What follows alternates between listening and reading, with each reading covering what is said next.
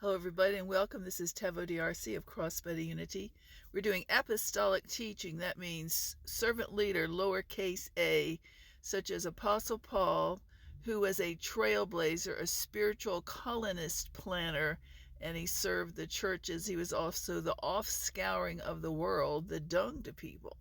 That means he didn't take himself too seriously. It wasn't self-righteous. It was just a declaration of his call to birth new ideas, revelations from the Lord in his own calling. Everybody can have a different calling and complement, collaborate like I try to do. I'm going to mention the word submission. It was never a big deal growing up. My father was a Baptist pastor. He was very respectful. We didn't have the law. He wasn't back under the law of teaching about you better be submitted, everybody watching to see if you're submitted. That type of cult spirit was not, legalism, that popular accepted doctrine under the law. My father was a friend to people. He wasn't their overseer, their slave master. He got along with all colors of people, all sizes, all incomes, all races, and that's what I want to model him, honor him in Crossbody Unity and many people like you. We're trying to paint a portrait of Christ in the first church. Christ who went about doing good in Acts 10:38. He was in an authority that checked on everybody. Are you submitting to me today? Are you submitting under the, apostles? No, that is what we got going, though, too many places. So we're trying to defrag that old-timey thinking from maybe back in the day. Somewhere it came down the pike in our country, and it surely is that submission doctrine. I was never around it growing up, and my parents weren't people-pleasing. And I think the fear of getting accused that you're not submitted in those groups breeds maybe people-pleasing or trying to curry people's favor, get in good with people, that's working it.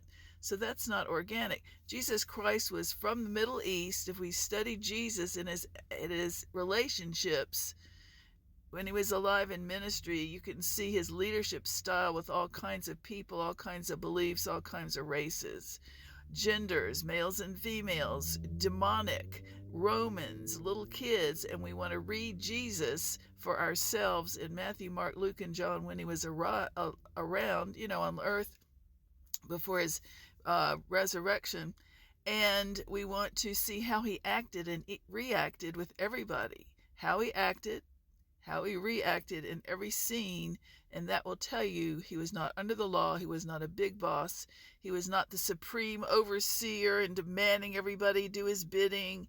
He was equally respectful to males and females, old and young, and little kids as well. And so that's why I love to think about the real Jesus, not the negative Jesus, not the legalistic. I guess you'd say before Paul got saved, really saved, he used to be an LP flamethrower, an accuser under the law, watching everybody. The sign of a Pharisee of the law is, I'm going to catch you misbehaving. I've got you. We saw you. I heard that.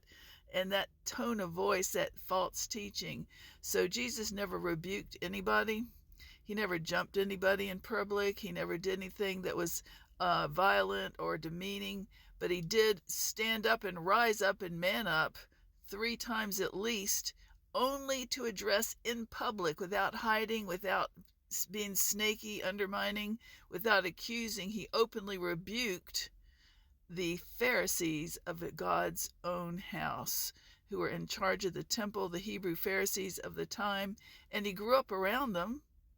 But he wasn't under them in the fact that he saw when he grew up, when he turned to a man, he saw what the system had become about perks, power, position, their favor, and keeping it wasn't representation of the Father, the relationship like he came to portray. So the word submission in the Old Testament was one thing. It brings word curses and bias and, I saw you and hypocrites and all those things. But mutual submission is what the first church had, and that's what I teach. Jesus Christ is the example, how he acted and reacted with men and women, And then in Paul, the next big voice, who wrote two-thirds of the Bible, submission, Paul writes for all of us in community. It says everyone mutual submitting in the fear of the Lord, mutual submission in the fear of the Lord. Now that's chain of command. Back in the garden before the fall, it was chain of command, males and females to have order. So I was raised Baptist, and I'm all kinds now, Pentecostal, Baptist, you name it. And we teach mutual submission in the fear of the Lord to everybody. And then when you are in your own group, you're the leader of the group, you set up your rules, all that.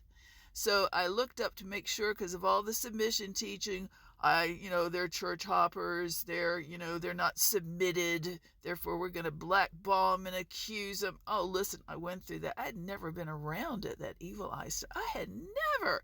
So it got my attention. I thought, whoa, let me study this doctrine. And it's huge. It's Book of Acts. But we respect the people, but we're trying to deliver false teaching that accuses witch-watching and is an assignment from the devil to make going to church hazardous, painful to your health, more like Paul, from such turn away, 2 Timothy 3:1-5 type of fruit. Wow, the last days peril. You can read it for yourself. All right, so I'd never been around submission until it sort of targeted me and many others where I used to live in Virginia. After the LP, after I moved to a county where I'd been in more of the city and suburbs, and we moved to the county, and that rural type were back into the law legalists, and they started to peg me, the female. They do it for females. They were all white. The female white, picking, the accusing that you're, watching, never speaking, just assuming, reading you, and that started the whelp studies. I just put a big article on tclleader.com, tclleader.com, which is the maven of apostolic theology, about the whelp evaluation, the whelp analysis. Is it true or not? And I go into what a whelp is, that type of false religion on good people.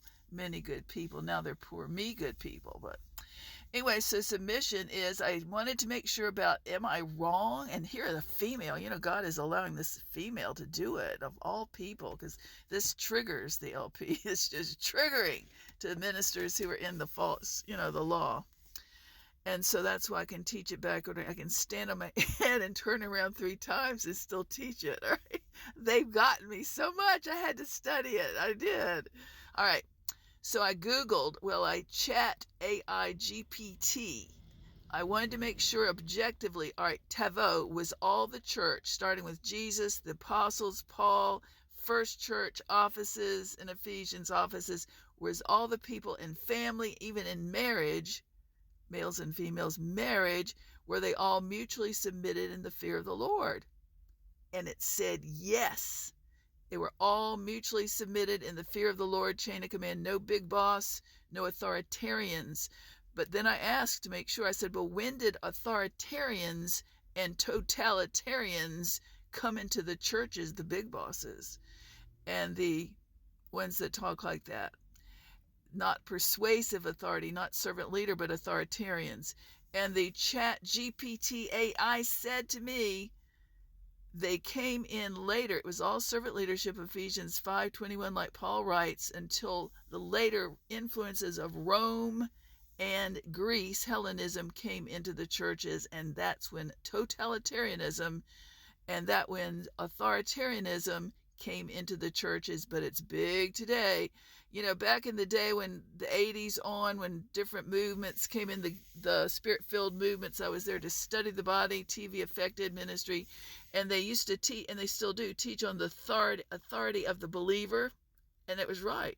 However, many people have taken that, especially the submission types, and now it's the authoritarian control of the believer, mostly men, and they're people that they delegate to assign, to target people, keep track, it's just gotten to be so much. It's more like 2 Timothy 3:1-5, from such turn away. If they measure, you can see it by their fruit. God bless you. He loves you. There's no in crowd and out crowd with the Lord, unless you don't love him. Of course, there's the out crowd right there. But in the churches, it should be equal. God bless you. Bye-bye.